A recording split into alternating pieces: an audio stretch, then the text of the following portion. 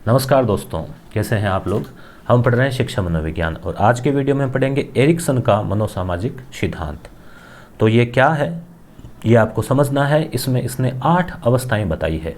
Ericsson fried का ही अनुयायी था, उसका समर्थक था, मगर जहां फ्राइड ने मनोविश्लेषण सिद्धांत दिया है वहीं एरिक्सन ने मनोसामाजिक सिद्धांत दिया है। तो सीधा क्वेश्चन तो यही है कि मनोसामाजिक सिद्धांत किसका? एरिक्सन का। मनोविश्लेषण किसका? फ्राइड का। एरिक्सन ने कितनी अवस्थाएं बताई है? तो 8। फ्राइड ने कितनी अवस्थाएं बताई है विकास की? 5।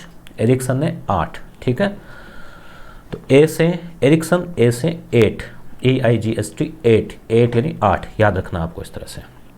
तो हम शुरू करते हैं मुख्य मुख्य बातें। एरिक्सन भी एक प्रसिद्ध मनोविश्लेषक थे। इन्होंने मनोसामाजिक सिद्धांत दिया।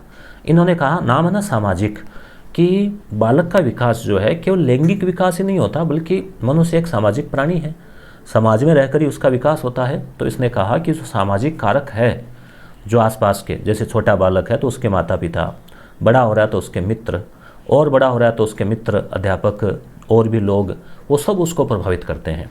तो इसने 8 प्रकार बताए हैं, विकास के अलग अलग स्टेज बताए हैं। तो उन सब की हम बात करेंगे। इसने कहा कि व्यक्तित्व के विकास का आधार जहाँ जैविक का मतलब वंशानुगत, उसमें लैंगिक विकास भी शामिल है, उसमें जो जेनेटिकली भी है शामिल है, मगर साथ ही साथ इसने सामाजिक आधार को मुख्य बताया और 8 अवस्थाएं इसने बताई। तो इसको मुख्य बातें में हम चर्चा कर लेंगे, ठीक है, उनका सारा आगे भी आ जाएगा। तो यहाँ आत्मनिर्भरता, इसको कोई आपको पढ़ने की आवश्यकता नहीं है। आप पढ़ना चाहते हैं तो ये लो वीडियो पॉज करके पढ़ लें। तो इसमें आत्मनिर्भरता बनाम शंका, विश्वास बनाम अविश्वास, उन सभी का विश्लेषण आगे किया गया है विस्तार से, इसलिए हम सीधा आगे चलते हैं। एरिक्सन के मनोसामाजिक विकास की अवस्थाएं। इसने भी बताया कि व्यक्तित्व के 3 कारक होते हैं। एक तो शरीर है, एक अहम है, और एक है समाज या संस्कृति। तो समाज का प्रभाव को इसने सबसे ज़्यादा स्वीकार किया। अब इसकी 8 अवस्थाएं हैं, उनको क्या आपको याद रखना चाहिए? तो बिल्कुल निश्चित रूप से आपको जो है याद उसको रख लेना चाहिए। ठीक है, कैसे? जैसे मान लीजिए पहला अवस्था आ सकती है, शुरू की 4 तो याद रख लें। विश्वास बनाम अविश्वास, आत्मनिर्भरता बनाम शंका। ठीक है, तो विश्वास आप पर। ठीक है, ये 3 तो ऐसे हो गया ट्रिक। विश्वास आप पर, फिर उए, विश्वास आप पर उए। ठीक है, और घस गए संपूर्ण। तो कोई भी आप ट्रिक से इसको याद रख लें, ज़्यादा नहीं तो शुरू की 2-3 अवस्थाएं, क्योंकि क्रम कई बार पूछ लेते हैं। और वो आपको 5 अवस्थाएं थी फ्राइड वाली, वो आपको याद ही होगी। तो ये कहता है कि अब हम इसका डिटेल पढ़ेंगे तो आपकी ये चीज़ें याद आ जाएगी, समझ में आ जाएगी। विश्वास बनाम अविश्वास। छोटा बालक होता है, जन्म के समय एकदम नन्हा मुन्ना बालक, एकदम जो है वो प्यारा सा क्यूट सा छोटा सा बच्चा। फिर वो 1 महीने का, 2 महीने का, 3 महीने का हुआ, 6 महीने का हुआ, 1 साल का, 18 महीने का। तो लगभग 1.5 साल का होता है। तब तक बालक क्या है, पाँव पर भी चलने लगता है, थोड़ा थोड़ा बोलने लगता है। तो इसने जन्म से लेकर 18 महीने तक की इस अवस्था को माना है। इसमें बालक क्या होता है, दूसरों के ऊपर निर्भर होता है। क्यों? क्योंकि उसका खाना पीना हर काम दूसरे उसको करते हैं। उसको प्यास भी लगे तो रोएगा, चिल्लाएगा, उसको पिलाएंगे पानी, दूध पिलाएंगे, खाना खिलाएंगे, जो भी। तो दूसरों पर निर्भर होता है। तो अब इसकी आवश्यकताएं अगर पूरी होती जाती है तो इसका क्या होगा, अपने माता पिता उन पर विश्वास उत्पन्न होगा कि हाँ भैया मेरी आवश्यकताएं पूरी कर रहे हैं। और वो इसकी बराबर आवश्यकताएं पूरी नहीं करते हैं तो क्या होगा, अविश्वास उत्पन्न होगा। तो विश्वास बनाम अविश्वास, या तो उसको अपने पर विश्वास उत्पन्न हो जाएगा या फिर अविश्वास की स्थिति आ जाएगी। बीच की भी स्थिति रह सकती है। तो इसी आधार पर जब वो बालक बड़ा होता है तो उसके वो अचेतन में वो चीज़ें सुरक्षित होती जाती है। तो अगर जिसको ज़्यादा अविश्वास हो, यानी बचपन में जिसकी केयर बहुत कम हुई हो, तो वो अविश्वासी किस्म का होके बड़ा होके और कुंठाग्रस्त बालक हो सकता है। और जिसकी आवश्यकताएं पूरी हुई है, उसके परिजनों ने आवश्यकताएं पूरी की है, भूख प्यास इत्यादि, तो वो क्या होगा कि उसको विश्वास की भावना पैदा होगी शुरुआत में। क्लियर? अब क्या होता है, बालक 1.5 साल का हो गया, अब वो चलने लग गया। ठीक है, चल रहा है, खुद गिलास लेके जा रहा है पानी पीने के लिए, खुद रसोई में चला गया, रोटी उठा के खाने लग गया। तो 18 महीने से लेके 3 साल का बालक अपने काम खुद करना चाहता है। माता पिता क्या करते हैं कि नहीं तेरे से नहीं होगा, गिरा देगा, ठीक है, तोड़ देगा, ऐसे करते हम उसको डांटते रहते हैं। तो आत्मनिर्भरता बनाम शंका या लज्जा। तो इसमें बालक आत्मनिर्भर होने की कोशिश करता है। वो कहता है नहीं मैं खुद काम कर लूँगा, वो ज़बरदस्ती चाहता है कि खुद करना। हम उसको मना करते रहते हैं, क्यों? क्योंकि हम चाहते हैं कि ये सही कर नहीं पाएगा, हम कर देते हैं। तो उसमें आत्मनिर्भरता का भाव विकसित होना चाह रहा है। ठीक है, वह अपने तरीके से कार्य को करना पसंद करता है, उसको आनंद आता है, स्वाभाविक है, नेचुरल है, तभी तो वो सीखेगा। तो हम उसको काम करना देंगे तो वह सीखता जाएगा, उसमें आत्मनिर्भरता की भावना आएगी। और अगर माता पिता या उसके परिजन उसका ख्याल नहीं रखेंगे और बार बार उसको मतलब उस पर विश्वास नहीं करेंगे, उसको डांटते रहेंगे, उसको वांछित यानी जो उस बालक के अनुसार आवश्यक है, हालांकि 3 साल का बालक को हम ये तो कह नहीं सकते कि मटकी भर के ले आएगा, मगर पानी की गिलास वह खुद पीना चाह रहा है, आपने उसको उपलब्ध करवा दिया, तो वहाँ उसको देनी चाहिए। तो उसको उसकी आवश्यकता के अनुसार स्वतंत्रता देंगे तो वह बालक आत्मनिर्भर बनेगा, आत्मविश्वासी बनेगा। अगर उसकी वो चीज़ें नहीं करने देंगे तो वह शंकालु हो जाएगा। क्यों? क्योंकि उसके मन में डर बैठ गया कि वो कर नहीं सकता, और ये चीज़ें आगे जाकर उसके व्यक्तित्व को प्रभावित करती है। तो घटनाओं के ज़्यादा आलोचक होंगे तो वह शंका वाला शंकालु प्रवृत्ति का हो जाएगा। पहल बनाम अपराध बोध। अब 3 से 5 साल का बच्चा है, आप कल्पना कीजिए कि 3 साल का बालक, 4 साल का, 5 साल का, पहली क्लास में जा रहा है, स्कूल जाने लग गया है। तो ऐसा बालक वह क्या करता है? पहल करता है कामों की, आत्मनिर्भरता वाली चीज़ को आगे बढ़ाता है। वह घर से बाहर भी जाना चाहता है, स्कूल भी जाता है, तो एक पहल के रूप में शुरुआत करता है। कपड़े पहनने से लेकर पालतू जानवरों का ध्यान रखना, पौधों वोधों में पानी देना, कुछ होमवर्क वगैरह करना, छोटे छोटे काम करना। तो यदि माता पिता अगर उसको प्रोत्साहित नहीं करेंगे और उसके रोकेंगे, डांटेंगे, तो उसको ये लगेगा कि वो गलत कर रहा है और उसमें अपराध बोध की भावना आएगी और इस वजह से वह आगे नहीं बढ़ पाएगा। तो वह पहल कर रहा है तो उसको कुछ उसकी मदद करनी चाहिए। हालांकि हर काम बालक के लिए रिस्की होता है, तो उसको रोकना भी पड़ता है, मगर ज़्यादातर जो काम कर सके वहाँ उसकी मदद करनी चाहिए, उसको करने देना चाहिए। उद्यमिता बनाम हीन भावना। अब आप सोचिए, एक 6 साल का बालक है, पहली क्लास में जा रहा है, फिर 7, 8, 9, 10, 11, 12 साल का बालक हो गया, 6ठी 7वीं क्लास में आ गया। अब वो जो बालक है इस दौरान बालक में क्या होता है? उद्यमिता की भावना, यानी मेहनत करने की, काम करने की, होमवर्क भी कर रहा है, पढ़ भी रहा है, गेम भी खेलता है, बच्चों से दोस्ती भी रख रहा है, दोस्तों के साथ जा भी रहा है, उसके दोस्त भी बन गए हैं स्कूल में। ठीक है, तो अब इस हिसाब से वह क्या होगा है, उसका उद्यमिता की भावना, उद्यमिता का मतलब वर्किंग, कर्मठ वो बन रहा है और ज्ञान और कार्यों के वृद्ध संसार में प्रवेश करना चाहता है। वो चाहता है ये भी मैं करूं, वो भी मैं करूं, और बालक जो बड़े करते हैं उनका अनुकरण करता है। तो एक तरह से उसकी उद्योग की उम्र, वर्किंग एज शुरू हो जाती है उसकी। और आपने देखा होगा कई ज़रूरतमंद बच्चे तो जो होता है वर्क, श्रम, वो करते भी हैं मजबूरी में, हालांकि अपराध है वो करना, यानी उनका विकास नहीं हो पाता फिर इसलिए। तो अब बालक अगर ऐसा कर रहा है तो उसको हमें प्रोत्साहित करना चाहिए। अगर इस दरमियान उसको प्रोत्साहित करते हैं तो उसमें उद्यमिता की बजाय क्या आ जाएगी? हीन भावना आ जाएगी। ठीक है, हालांकि अब आप सोचेंगे अपराध बोध, हीन भावना, इनमें कोई ज़्यादा फर्क नहीं है, मगर फिर भी अब एरिक्सन ने कहा है, तो आपके कोर्स में है, तो आपको समझना है कि एरिक्सन ऐसा कह रहा है, आपको समझना है और उसको याद रखना है। तो बालक जो करता है उस पर उसकी साधिकारिता चाहता है, वो चाहता है कि वो खुद करे। बालक कहता है नहीं मैं कर लूँगा, अपन नहीं तेरे से नहीं होगा, वो कहते नहीं मैं कर लूँगा। तो जो कुछ संभव तो उसको करने दीजिए, चाहे गलत करे तो कोई बात नहीं। तो बालक अभी बच्चा बना रहता है तो उसमें फिर हीन भावना आने लगती है। तादात्मिकता बनाम भ्रांति, आइडेंटिटी, पहचान। तादात्म क्या होता है? तत् आत्म, यानी उसके समान अपना लेना किसी को।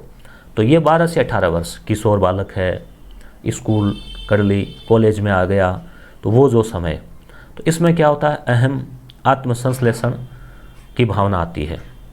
बालक विश्वास, आत्मनिर्भरता, पहल करना, उद्यमिता, जो पहले चीज़ें थी ना वो ये और विकसित हो रही है, वो करना चाहता है।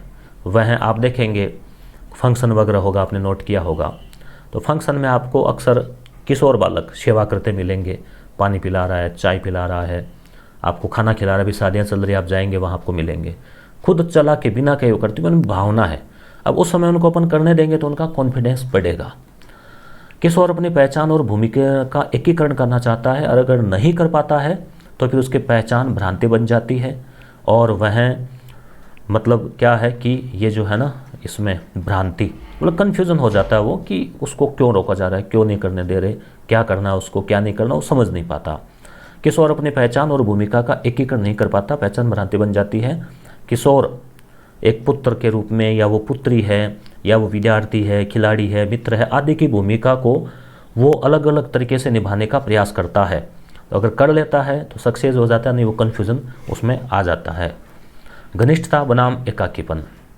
अब कई लोगों को आपने देखा होगा, बड़े मेच्योर लोग हैं वो भी कन्फ्यूज टाइप कैसे रहते हैं कि क्या करूं क्या नहीं करूं। बड़े लोगों हमने, वो कारण क्या है, किशोर अवस्था में उनकी जो है इस प्रकार की परवरिश में कुछ ऐसा रह जाता है इस वजह से।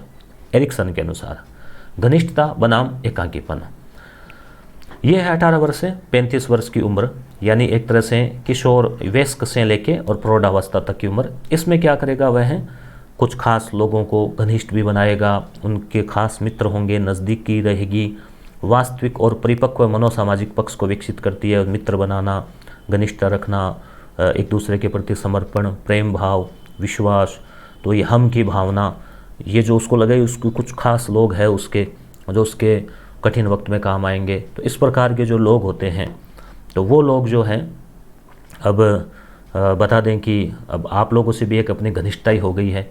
आप लोगों से भी हम YouTube के माध्यम से, तो गुरु शिष्य वाला रिश्ता, दोस्ती वाला रिश्ता, तो घनिष्ठता, ठीक है। अब मान लीजिए कोई व्यक्ति इस दरमियान घनिष्ठता स्थापित नहीं कर पाता है, तो वह अपने आप को अकेला महसूस करता है। उसको लगता है कि उसका कोई नहीं है, कोई भरोसेमंद नहीं है, दुनिया बहुत ख़राब है, इस प्रकार की उसको लगेगा, और वह एकाकीपन महसूस करेगा, अपने आप को अलग महसूस करेगा। सृजनात्मकता और उत्पादकता बनाम ठहराव। अब 35 वर्ष से लेके 65 वर्ष की आयु को इसने मध्यम प्रौढ़ावस्था काल कहा है, कि इसमें व्यक्ति या तो सृजन और उत्पादक जो है वो होने का प्रयास करता है।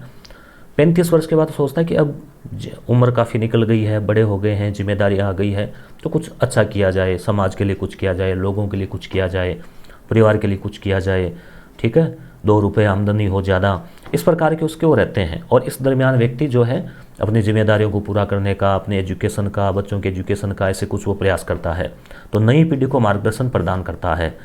तो अब वो उत्पादक है, सृजन है। अगर इस प्रकार से चल रहा है तो वो काफ़ी कुछ करेगा समाज के लिए। मगर अगर मान लीजिए किसी भी तरह से अगर मगर किंतु परंतु हुआ, और वो व्यक्ति सृजन और उत्पादक इस उम्र में नहीं बन पाता, 35, 40, 45 उम्र निकल गई उसकी, 50 निकल गई, कुछ खास उसने नहीं किया, तो फिर क्या होगा, अब धीरे धीरे उसमें ठहराव की स्थिति आ जाएगी, सोच नहीं पाएगा कि क्या करें।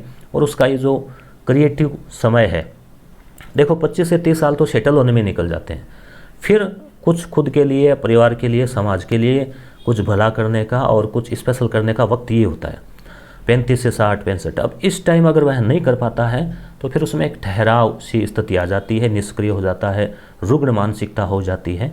और अगर वो करता है तो फिर वह बहुत कुछ कर सकता है। संपूर्णता बनाम हताशा। अब 60-65 साल का व्यक्ति हो गया, अब वह कोई नया काम तो कर ही नहीं सकता। जो उसने अब तक किया है, अनुभव किया, उसको भले ही वो आगे जारी रख सकता है, नए काम की संभावनाएं कम है। तो उसने अगर अपना जीवन अच्छे से जिया है, उत्पादकता से, सृजनात्मकता से, तो उसको संपूर्णता का एहसास होगा कि उसने अपनी वर्किंग उम्र में बहुत कुछ काम किया, ठीक है। और अगर वह ऐसा नहीं करेगा तो उसको लगेगा कि हमने लगभग पूरी लाइफ वर्किंग यूँ ही निकाल दी। इस चीज़ को अभी आप नहीं समझ पाएंगे, या मैं नहीं समझ पाऊंगा। क्यों?